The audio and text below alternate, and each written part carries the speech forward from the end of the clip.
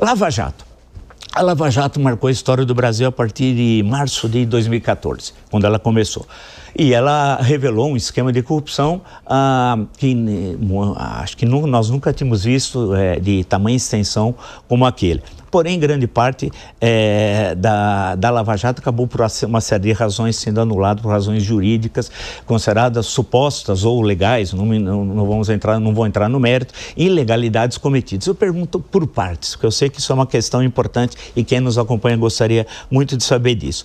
Primeira opinião do senhor sobre a vaza-jato, entre aspas, ou seja, aquelas conversas indevidas entre o Ministério Público e o juiz Sérgio Moro, ou seja, o Ministério Público, quem nos acompanha, é quem acusa, o juiz é o que julga. Estou só dizendo mais ou menos o óbvio, mas muitas vezes as pessoas não entendem. Primeiro ponto. Segundo ponto, uma série de empresas acabaram sendo penalizadas e pagando multas fabulosas. E hoje, elas, reconhecendo, presumo eu, que tenham cometido ilícitos, e hoje estão solicitando até devolução desses recursos. Então, primeira questão, senhor, aquelas conversas eram normais, eram indevidas, fazem parte do trabalho judicial, ou eram conversas que já tinham como pressuposto a condenação dos acusados? Isso numa linguagem bem vulgar.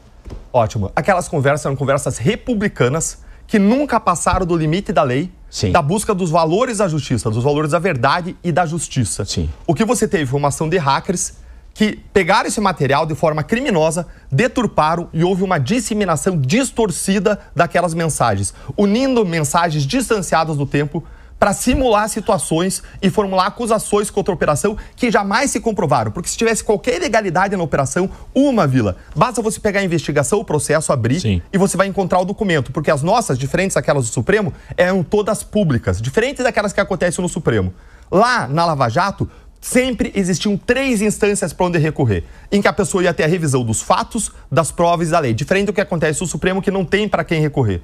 Lá existia a função separada de quem acusava, de quem julgava. Aliás, porque era da primeira instância, absolveu mais de 20% dos nossos réus. Sim. Ele denegou uma infinidade de pedidos de acusação, totalmente Sim. diferente do que acontece hoje lá no Supremo Tribunal Federal, em que quem praticamente acusa, julga, é vítima do caso, é um só e mesma pessoa e você não tem para quem recorrer. Não, pera um pouquinho. Aí, senhor, me desculpe, só para esclarecer. A ação penal 470, o processo no mensalão, oriundo do 2245, o inquérito do Ministério Público Federal, que teve como origem um pouco mais atrás a CPMI dos Correios, o julgamento foi considerado que deveria ser no Supremo Tribunal Federal. A princípio eram 40 réus, depois 38, dos quais 25 foram sentenciados. Ninguém falou nada que o julgamento deveria ser, a discussão fosse lá no STF.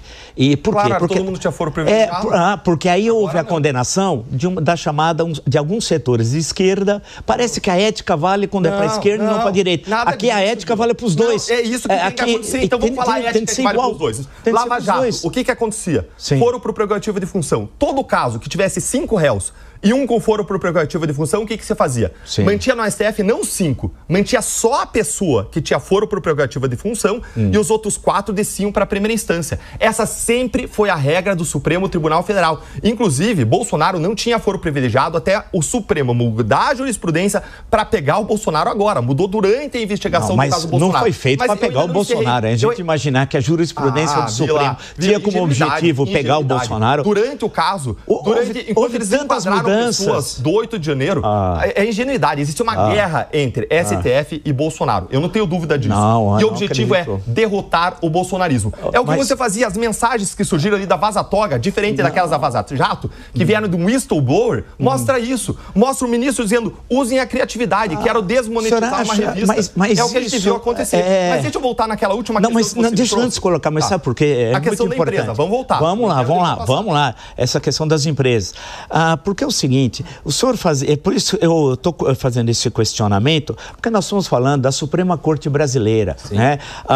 Ela é, segundo a cabeça, o caput do artigo 102, o guardião da Constituição, justamente o Supremo Tribunal Federal. Deveria ser. E ele e nós só tivemos uma eleição como tivemos tranquila em 2022, graças ao Tribunal Superior Eleitoral, que fizeram tudo, inclusive no dia da diplomação, houve um atentado em Brasília. Depois, no dia 24 de dezembro, setembro houve uma tentativa de explosão do aeroporto de Brasília. Se desse certo, quantos morreriam? E no dia 8 de janeiro, um golpe de Estado que poderia levar à guerra civil no Brasil. Quantos brasileiros não morreriam?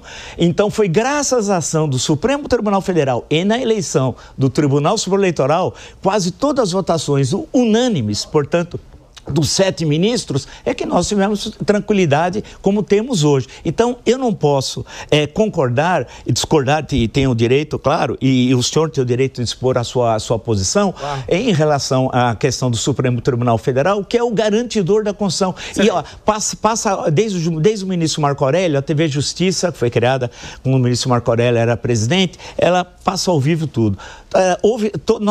Foi tudo transparente, cumprindo a cabeça do artigo 37 também, legalidade, impessoalidade, moralidade, publicidade e eficiência. Em suma, cumpriu-se absolutamente o que reza a Constituição. As mudanças regimentais, e o senhor sabe, ocorreu diversas vezes o do regimento do Supremo Tribunal Federal, desde a sua criação na República, com esse formato, desde 1890, não é a primeira vez. Então, achar que o Supremo muda o regimento e o conjunto dos ministros querem atacar uma pessoa é inacreditável, inclusive porque as eleições foram durante o mandato do presidente da República, que dizia aqui na Avenida Paulista, perto da Jovem Pan, que o ministro Alexandre de Moraes era um canalha, palavra dele, né?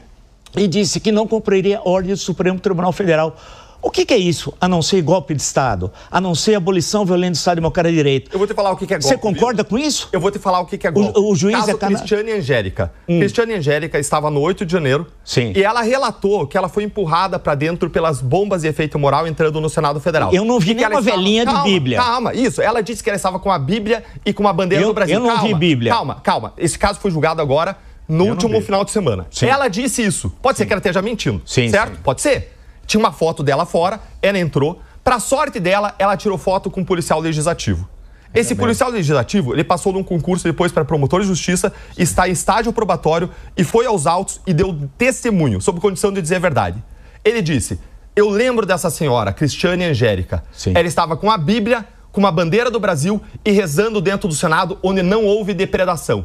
Essa senhora foi condenada a 14 anos de prisão. Isso é golpe. Você concorda com isso? Você concorda com essa condenação?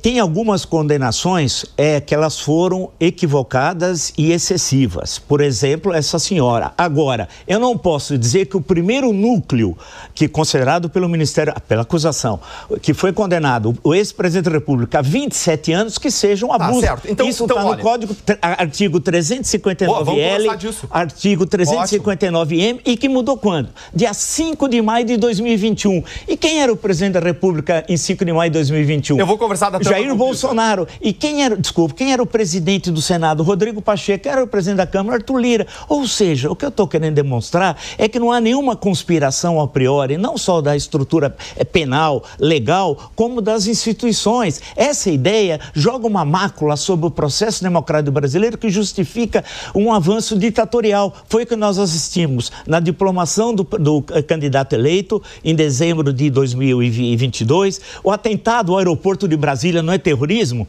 No dia 8 de janeiro, eu não vi velhinha com Bíblia. Todas as cenas que eu vi que foram exibidas, pode ser 99,9%, eram gente que estava dando um golpe de Estado e que eu não sei o que poderia acontecer. Ainda bem que as forças da ordem, da Constituição resistiram. Caso contrário, nós não estaríamos nesse programa hoje. Nós estaríamos numa ditadura e eu sei o que é ditadura, porque eu vivi a ditadura e eu fui indiciado na Lei de Segurança Nacional e tenho orgulho de dizer, em 1978, lutando contra a ditadura militar brasileira no campo da democracia e das liberdades, que sempre foi o meu espaço. Então, quando eu pergunto isso, é um perigo, porque o senhor é uma pessoa, é uma liderança reconhecida. Não é por acaso que o senhor foi eleito deputado federal mais votado no Paraná, porque as pessoas respeitam e confiam no senhor, nas suas palavras. Então, as suas palavras, ela tem um poder muito grande. Então, eu tenho o direito de discordar e peço até perdão pela longa exposição, mas é que não podemos pegar o Supremo Tribunal Federal e eu concordar com o que o senhor disse. O Supremo continua sendo, apesar de suas contradições, o guardião da Constituição. E se não fosse ele, hoje nós estaríamos numa ditadura. Quem queria matar Alexandre de Moraes? Quem queria matar Geraldo Alckmin? Quem queria assassinar Lula? A Operação Punhal Amarelo foi feito como? por assassinos, por traidores da pátria, ou não? Quem queria guerra civil? Jogar brasileiros contra brasileiros? Não era o candidato de oposição à época, era quem estava no governo. Vila, eu posso responder? Claro. Excelente. Primeiro, eu queria agradecer o fato de você reconhecer que o Supremo Tribunal Federal, de Supremo Guardião da Constituição e dos Direitos, violou os direitos da Cristiane Angélica, que não teve seus direitos respeitados e foi condenada a 14 anos de prisão contra o voto do Fux, sem ter uma prova de que ela praticou crime, sem ela ter foro privilegiado e apesar de terem praticado uma série de nulidades e abusos contra ela. E ela vai pagar o preço na prisão dos abusos e excessos do Supremo Tribunal Federal. E de outros que foram condenados de forma errônea também. Deixa eu só completar. Isso, várias pessoas condenadas. Tem uma pessoa que ficou cega. O nome dele é Benedito. É Lucimário Benedito. Ele não tem prova de que ele fez nenhum golpe de Estado, nenhum atentado violento ao Estado Democrático de Direito. Ele foi condenado igualmente a 14 anos, só que no tempo que ele ficou preso, ele teve perda de visão por uma condição de colesterol alto, que não foi tratada, apesar dos pedidos da defesa para ele ser libertado. Sim. Ou seja, excessos e abusos têm consequências. Perfeito. Nós vemos hoje, sim, o Supremo Tribunal Federal violando a Constituição e a lei. E aquelas pessoas que estavam no 8 de janeiro e que praticaram qualquer crime de dano, de violência, de destruição do patrimônio público, têm que ser responsabilizadas, Vila. Tem que ir para a cadeia, mas de acordo com a lei, de acordo com a Constituição. E aqui eu quero fazer o teu ponto, com que eu concordo 100%, que é o seguinte ponto. Não importa se é A ou se é B, a pessoa tem que responder perante a mesma lei, perante a mesma Constituição. E agora vamos tratar do caso Bolsonaro como se fosse qualquer um. Podia ser Bolsonaro, podia ser Lula, podia ser quem for. Sim. Se você quiser aplicar direito penal e direito penal democrático, desenvolvido ao longo dos últimos séculos, o Bolsonaro não pode ser condenado nesse caso. Porque o que tem de prova ali é que houve cogitação. Veja só, depois de uma eleição em que o TSE interferiu nas eleições, o que houve foi cogitação. Eles se reuniram, deixa eu concluir. Tá. Eles se reuniram para conversar sobre o que eles poderiam fazer, mas não houve atos de execução, não houve avanço. Ainda bem. Quem diz isso não sou eu, Graças é a lei. A Deus. Quem diz isso não sou eu, é a lei. E quando você não tem atos de execução, por todo o direito penal, você pode abrir, como o Luiz Fux abriu, e no voto dele ele arrolou todos os grandes autores do direito penal. Autores foram professores do meu pai, Nelson Hungria, Aníbal Bruno, uma série de pessoas que são referências para nós que estudamos direito e processo penal. Sim. E ele mostrava a teoria, disseram, olha, se eu aplicar essa teoria a esse caso, não dá condenação. E não é o que você e eu acho. Não é se é condenável moralmente ou não. O que a gente está tratando aqui é se ele deve ser condenado pela lei que nós temos hoje, feita pelo Congresso Nacional, com a legitimidade que a Constituição deu para o Congresso. Não algo da cabeça dos ministros que é feito em abuso, em usurpação de um poder que eles não têm, que é o poder de legislar. Mas foi 4 que votaram pela condenação e 1 que não, né? Agora, não tiraram a alteração do Código Penal nesses artigos, os dois que eu citei, o 359L e o 359M, foi feito dia 5 de maio de 2020. Tá, mas eu não estou falando dos crimes. O que eu estou dizendo é o seguinte, que existe um caminho para a pessoa praticar o crime, que todo mundo estuda no direito penal, que é o seguinte, a pessoa cogita, sim, depois a pessoa prepara, sim, depois a pessoa começa a executar e consuma o fato. Então vamos pensar o seguinte, vamos dizer que alguém pensa em matar sua sogra, cogita matar sua sogra. Essa pessoa pode ser punida criminalmente?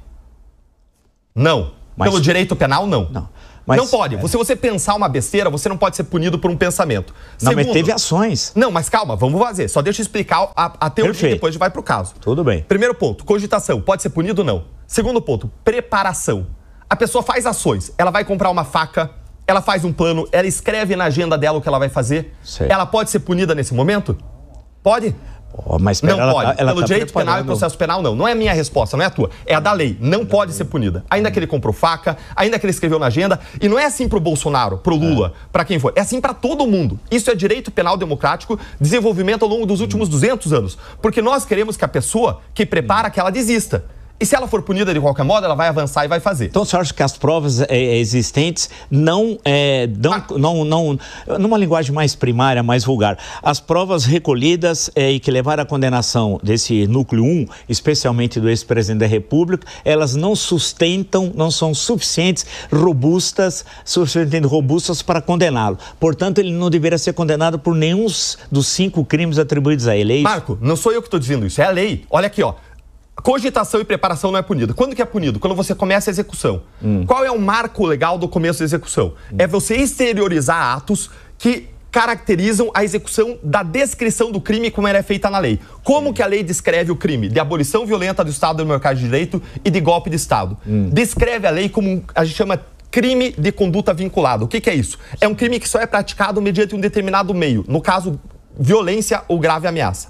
Ou seja, só quando a pessoa executa violência ou grave ameaça, só nesse caso a pessoa está executando aqueles crimes. Veja a redação. A redação... Isso. Não, eu estou tranquilo com a redação. Eu li 10 mil vezes a redação. Não, mas a redação... é mediante violência ou grave ameaça. Ela exige isso. E você só vai ter alguém executando esses crimes, e eu estou falando de direito penal. Isso é indiscutível, isso não é assunto polêmico. Isso é assim.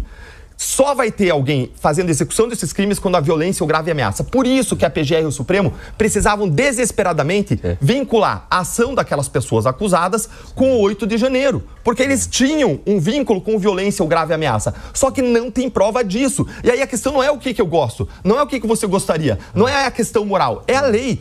Se você quer manter um Estado de Direito, se você quer manter ordem, se você quer manter segurança jurídica para A, para B, para todo mundo, para uma sociedade poder existir, ter ordem e prosperar, você só vai punir aquilo que na lei se encaixa e é punível como um crime. Nesse caso não é. E mais, lembre, Bolsonaro ele não avançou porque ele não quis. Ainda bem, né? Não avançou. Ainda bem, não avançou porque não quis agora. Mas ele queria golpe de Estado. Ele é um democrata? Ele é um democrata? Se ele quisesse, ele mudaria os comandantes das Forças Armadas. Ele decidiu preservar a democracia e não avançar. Ele preservar o Bolsonaro?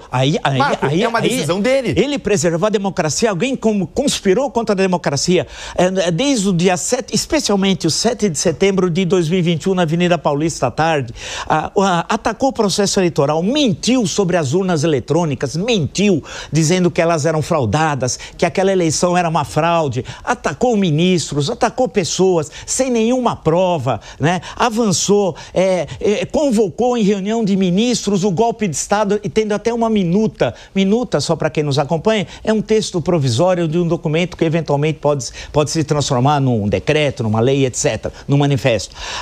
Chegou a apresentar, tem o defensor do general Paulo Sérgio, o advogado, deixou isso muito claro, quer dizer, houve a apresentação e graças a alguns militares, o general Freire Gomes em especial, que disse não, a aeronáutica que não embarcou no golpismo, senão hoje nós não estaríamos aqui e nós teríamos um banho de sangue no Brasil. O Bolsonaro e o bolsonarismo não tem nenhuma característica democrática e não é direita. Quando eu citei do começo do programa UDN, o Afonso Arinos de Melo Franco, se estivesse vivo, teria, desculpe, resistência, eu ia usar uma expressão pesada, resistência ao Bolsonaro. Adalto Lúcio Cardoso teria resistência ao Bolsonaro. A Leomar Baleiro, eu estou falando de gente que passou pelo Supremo, excetuando o Afonso Arinos, Prado Kelly teria resistência. Imagine se eles vissem o Bolsonaro que mal consegue articular duas frases. Alguém que conspira contra a democracia, que defende tortura, é racista, defendeu tortura, defendeu o golpe de Estado, quis destruir as nossas instituições. Se nós hoje estamos aqui livres, é graças ao Supremo Tribunal Federal, ao TSE, e eu tenho muitas críticas e fiz ao longo do tempo, na época que ninguém criticava, eu criticava. E não é fazendo ódio ao PT, porque basta ver o que eu escrevi, os livros que eu produzi e as críticas que eu fiz quando todo mundo que é bolsonarista hoje estava na Bolsa Miami achando o PT uma maravilha em 2010. E eu não, eu fazendo as minhas críticas e pagando por isso, e pagando caro. Então a grande questão... Eu acho muito importante que o Deltan Dallagnol coloque, porque ele coloca questões que muitas vezes alguns de vocês têm dúvida e expõe de forma muito clara e tem uma facilidade de exposição. O ponto é técnico, é legal. Tudo bem. E o ponto não é político. Você está falando sobre intenções. Não, mas eu estou falando... Você está criminalizar, não, eu vi os que ministros... é uma coisa mais antidemocrática não quero criminalizar a palavra, liberdade de expressão. Não, com todo respeito, assim. O que eu vejo? Eu vejo uma pessoa bem intencionada que quer defender a democracia, nós precisamos defender a democracia, a pluralidade, a liberdade de expressão, o respeito aos outros. Sim. Agora, você avança para querer punir pessoas por intenções. Não. O Bolsonaro é golpista. Por liberdade de expressão. Ele defende tortura. Defendeu o torturador, um assassino chamado Ustra, que matou dezenas de brasileiros aqui perto no Ibirapuera. Mas, Vila, quer dizer, quem defende o discordo dele, viola a Constituição. Mas o que isso tem a ver? Então, alguém que defende... na cadeia porque ele quer colocar na cadeia por 27 anos porque ele defendeu o Ustra. Não, está aqui na Constituição, é crime inafiançável. Enquanto você tiver a liberdade de expressão, não, defender tortura não. Então eu vou defender o nazismo? Não. Olha, então, aí vamos existem voltar algumas opiniões são criminalizadas. Opiniões criminalizadas, a pessoa que responda pelo seu crime. Não. Quando a opinião encaixa na lei como crime, e são raras as opiniões que encaixam, opiniões que encaixam na lei como crime são injúria. Injúria é uma opinião que você tem sobre outra que encaixa na lei. Mas quem defende tortura não pode ser democrático. Racismo. O senhor disse, Bolsonaro é democrata e defende tortura. Aí você não gosta, você vai combater ele na esfera das palavras. Aí você critica. Aí você não bota a pessoa na cadeia porque você discorda do que ela pensa. Não, tortura, quem defende torturador é crime contra a humanidade. Isso não faz parte da democracia, então, um não tem liberdade. advogado que defende, ele vai pra cadeia, isso? Não, o advogado não. O advogado faz a sua tarefa. Não, a tarefa do advogado é defender seu cliente. A gente tá separando aqui o que é crime e o que não é crime. Sim. A questão básica é o que é crime e o que não é crime. A gente não está discutindo o plano moral das ações, das intenções. O que a gente está discutindo é, ele deve ou não deve ser condenado. Existem ou não excessos praticados pelo Supremo Tribunal Federal. Sim. E o que a gente vê nesse caso foi um ministro escolhido a dedo no Supremo Tribunal Federal, sem sorteio. Alexandre de Moraes foi escolhido a dedo. Cadê o sorteio para a escolha de Alexandre de Moraes? Não tem. Que instaurou um inquérito de ofício. Cadê o pedido do Ministério Público e da Polícia? Não tem.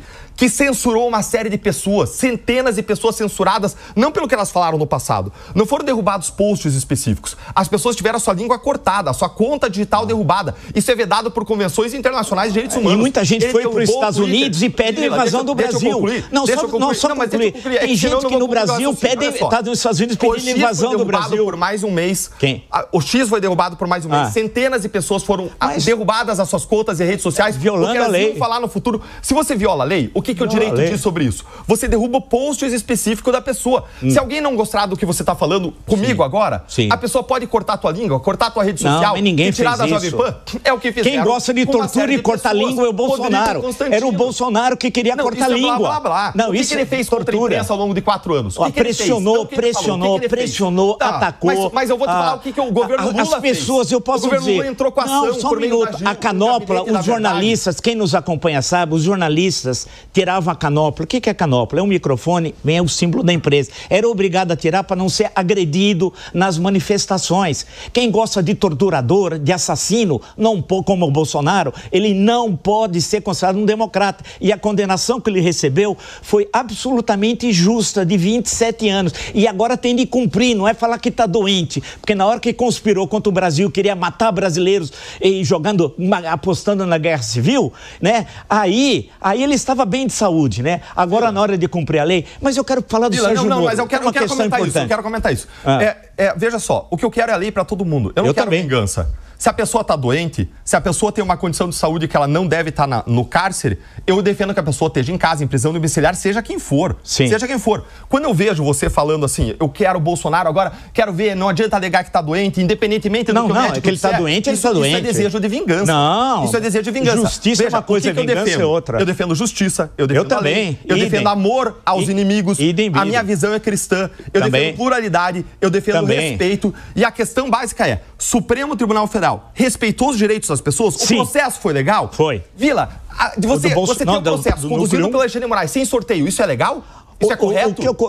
Não me responde isso. Isso é correto ou incorreto? Mas alguém poderia, no plenário... Não, mas me responde, é correto ou incorreto sem sorteio? É correto. A grande questão, o ministro agiu absolutamente dentro da lei. Não, Vila, a grande questão... distribuir sem sorteio, é correto ou incorreto? E as ameaças de morte que ele recebe... Hoje, se nós vivemos numa democracia... Distribuir sem sorteio, é correto ou incorreto? Eu digo o seguinte... Objetivamente. Se vivemos numa democracia, nós devemos a Alexandre de Moraes. Você que está nos ouvindo, não acredite no que falem nele. Justifica os meios. Não. Isso é errado, nós temos liberdade, graças eu te a respeito, ele. Eu gosto de você, eu acredito na tua boa intenção, mas você está se perdendo, isso é o fim, justifica os meios. Não. Vila, me diz objetivamente, sim ou não? Distribuir um processo sem livre distribuição, sem sorteio, é certo ou errado? Não. É certo ou errado? Já aconteceu outras vezes. É certo ou errado? É certo.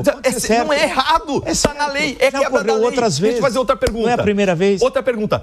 Processo sigiloso, mandando censurar, sem notificar a pessoa, certo ou errado? Não, isso não é verdade. Aconteceu a rodo no Brasil. A rodo, por Alexandre de Moraes, nos inquéritos distribuídos sem... Isso está comprovado. Você tem dúvida de que isso aconteceu? Você tem dúvida de que isso aconteceu? Eu estou dizendo o seguinte, nós temos... Porque eu não tenho. Está comprovado. Só para a gente passar para um outro tema importante. Você vê como é bom. Eu estou me lembrando, quando eu era uma criancinha, tinha um programa na TV Tupi chamado Pinga Fogo, que tinha sempre discussões políticas muito ricas, muito intensas. Eu era muito pequeno, tinha dificuldade de entender, tinha 7 anos, 8. Mas hoje eu estou vendo aqui na nossa conversa um pouco daquele espírito. Eu não acho ruim, Vila. Eu quero ouvir. Não, eu quero ver. Me dá a oportunidade de confrontar. Claro, porque, olha, eu me lembrei de uma coisa. Sabe o que eu fico lembrando? Dos garantistas da Lava Jato. Sim, os garantistas que ficavam buscando um cisco no olho da Lava Jato e agora engolem uma trave. Não, eu também sou porque contra. tem uma visão de que o fim justifica os meios. Veja só, democracia é importante. Sim. De onde que veio essa atuação do Supremo? De uma coisa chamada democracia militante lá da década de 30, defendida por Carl Schmitt. Só que ele não defendia... Não podemos imputar isso. O Carl Schmitt é teórico do nazismo. Ele não defendia que na democracia militante a Constituição fosse violada. O que ele disse? Ele disse, a Constituição tem que ter mecanismos para proteger a democracia. E existem mecanismos. Estado de exceção, estado de defesa, estado de sítio, a criminalização das condutas, as pessoas têm que ser processadas criminalmente, mas, mais uma vez, de acordo com a lei. Se eles têm razão, por que os casos não foram processados na primeira instância? Por que não se seguiu a lei? Por que foi uma violação penal 470?